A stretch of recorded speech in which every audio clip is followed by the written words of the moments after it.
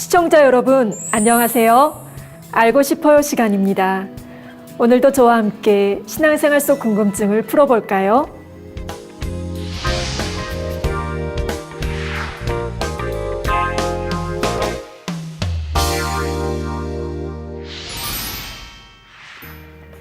요한일서 5장 16절 후반절에 사망에 이르는 죄가 있으니 이에 대하여 나는 구하라 하지 않노라 고 했습니다. 예수 그리스도를 영접하고 성령을 받아 하나님의 자녀가 되었다 해도 믿음이 연약할 때는 죄를 지을 수 있습니다. 이런 경우는 하나님께 죄를 자복하고 회개하면 용서받을 수 있지요. 그런데 회개하고 싶어도 회개가 되지 않으므로 죄의 삭은 사망이라는 영계법에 따라 결국 영원한 사망에 이르는 죄가 있습니다. 이러한 죄를 사망에 이르는 죄라 일컫습니다. 다시 정리하면 성령을 받은 하나님의 자녀가 진리를 알면서도 구원받지 못하는 중한 죄를 거듭 지어갈 때 사망에 이르는 죄가 됩니다.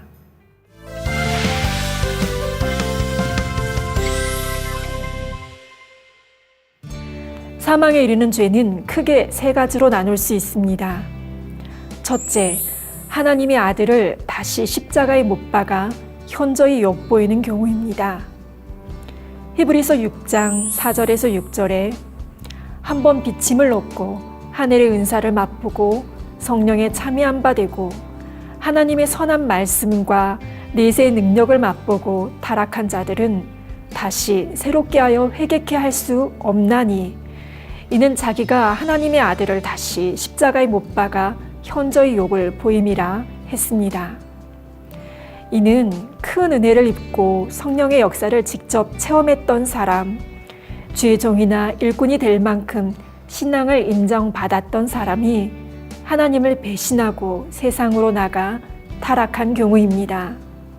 둘째, 진리를 아는 지식을 받은 후 짐짓 죄를 짓는 경우도 사망에 이르는 죄가 됩니다. 히브리서 10장 26, 27절에 우리가 진리를 아는 지식을 받은 후 짐짓 죄를 범한 즉 다시 속죄하는 제사가 없고 오직 무서운 마음으로 심판을 기다리는 것과 대적하는 자를 소멸할 맹렬한 불만 있으리라고 했습니다. 여기서 짐짓 죄를 짓는다는 뜻은 하나님께서 엄히 경계하신 죄인 줄 알면서도 고의로 계속 행한다는 의미입니다.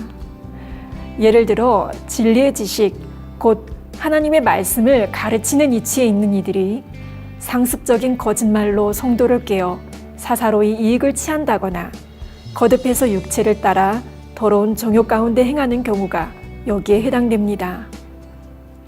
셋째는 성령을 회방, 거역, 모독하는 경우입니다. 예수님께서 마태복음 12장 31, 32절에 사람의 모든 죄와 회방은 사심을 얻되 성령을 회방하는 것은 사심을 얻지 못하겠고 또 누구든지 말로 인자를 거역하면 사심을 얻되 누구든지 말로 성령을 거역하면 이 세상과 오는 세상에도 사심을 얻지 못하리라 고 말씀하셨습니다. 누가복음 12장 10절에는 누구든지 말로 인자를 거역하면 사심을 받으려니와 성령을 모독하는 자는 사심을 받지 못하리라고 말씀하셨지요. 여기서 성령 해방이란 성령의 역사를 비방하고 방해하는 행위입니다. 다음으로 성령 거역은 하나님께서 주신 성령의 음성을 거스르는 말이나 행동이지요. 성령 모독은 하나님의 영이신 성령을 욕되게 하는 경우를 일컫습니다. 예를 들면 예수님께서 성령을 힘입어 귀신을 쫓아내셨을 때 어떤 바리새인들은 예수님이 귀신의 왕을 힘입어 귀신을 쫓아낸다고 말했지요. 이는 성령의 역사를 비방하는 행위이니 성령 해방이며 성령의 역사를 귀신의 역사로 했으므로 성령 모독이 됩니다. 또한 그들은 예수님께서 깨우쳐 주셨어도 계속해서 예수님을 거스르는 말과 행동을 했습니다. 오늘날도 성령의 역사를 베푸는 목회자와 교회를 비방하거나 회방한다면 이는 사심을 얻지 못하는 큰 죄가 됨을 꼭 기억하시길 바랍니다.